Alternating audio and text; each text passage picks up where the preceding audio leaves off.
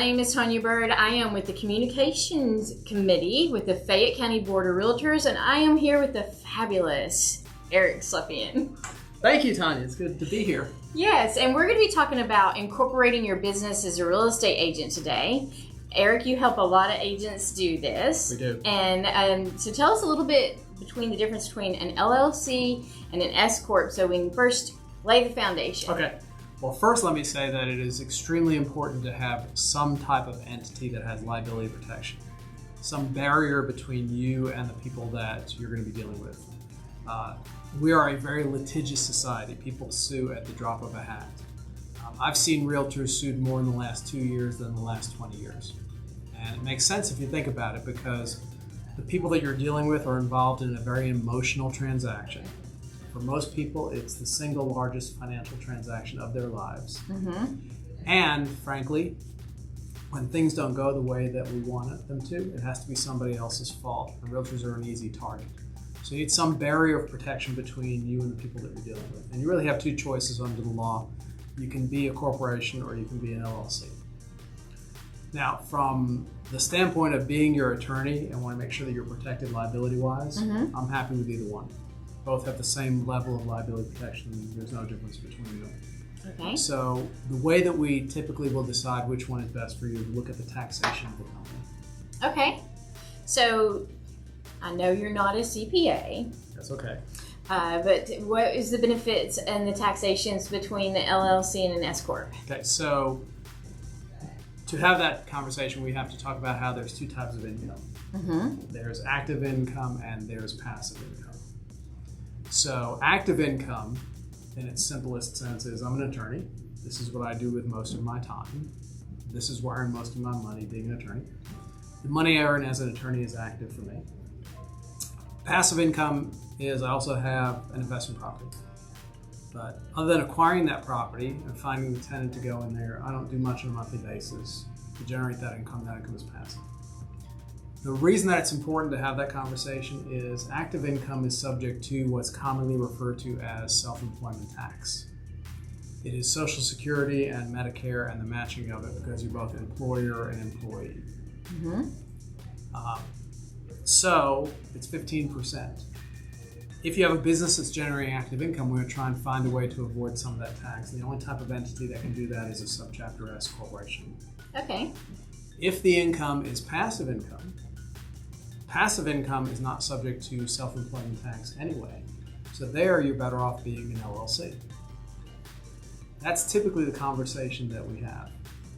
Whether income is active or passive is a function of two things. What percentage of your time spent working in that business, and what percentage of the total income you earn is earned from that business. So if you're spending a significant portion of your working time working as a realtor, active income. If you're earning a significant portion of your income through that, your active income, you should be an S corporation. If you're not, if you have a full-time job and you do real estate on the side, maybe it's passive income and there you're better off being an LLC. Ah, you've unlocked the mystery between the two. Thank you. Yes. Speaking of investment, so I'm a real estate agent. I, of course, should be investing, not only to build my net worth, but I understand real estate at a high level. I should be able to walk into a property and determine if this is something that I would want to buy for my own portfolio. As we do that, you were saying we should form an LLC. How many LLCs, if we have a lot of properties, should we be forming? Well, let's back up for a second. For just about everybody else in the world, investment property income is considered passive income. Mm-hmm. It should be an LLC. Okay. The only exceptions generally to that are if you have lots of properties. If you have 30 properties, let's say, then the IRS may consider you to be a real estate dealer, and it might be active income for you. And in certain circumstances, just by virtue of being a realtor, that income can be seen as active income by the IRS as part and parcel of your real estate business. So that's where I would defer you at that point to talk to a CPA about it. Okay. But in answer to the other question, how many LLCs do we need based on the number of investment properties we have? We have some investor clients that go entity crazy. Mm-hmm. Every time they buy a property, they set up a separate LLC just to handle that one property. Okay. I don't necessarily recommend doing that. I think you wind up spending more time and more effort maintaining the different entities than the additional liability protection. But I also don't think it's a good idea to have 10 properties in one LLC, because a claim that comes up against one is going to affect all 10. So what I think is a more practical approach, what we advise our clients to do, is figure out what your own personal risk tolerance is. How much money are you willing to put at risk from a claim that comes up? And when the equity in those properties equals that amount, then you cut off that LLC, set up a second one, and start adding to it. So let's say that your risk tolerance was $200,000, and you have 4 properties in the LLC that each have $50,000 in equity. You got your risk tolerance. So when you acquire the 5th property, you set up a second LLC and start adding to it. So what you wind up with at the end of the day are these little pockets of acceptable liability. The claim against this group over here isn't going to affect this group over here. Awesome. So it's all about saving yourself from potential risks of, well, doing real estate and getting sued. Yes. Yeah. In general. I mean, any type of business like that. I read a poll on the internet that was asking people what were the top 10 keys to their financial security.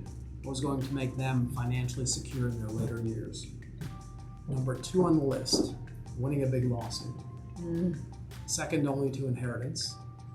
Number 6 on the list was hard work. That's a shame. It's scary, yeah. Yeah. But that's what we need to protect ourselves from. Well, so if an agent is not set themselves up as an S Corp or an LLC, what do you do for S agents? I think you immediately need to come see me and let me do that for you. Yeah, you've done it for me, and I really appreciate it. Yes, 100%. And it's made a big difference tax-wise too. Oh, absolutely, yeah. And it makes you really accountable to your money, because then you actually start having to use a accounting software system and all that. Exactly. Yeah. So, well, thanks for letting me do this. Yes, thank you.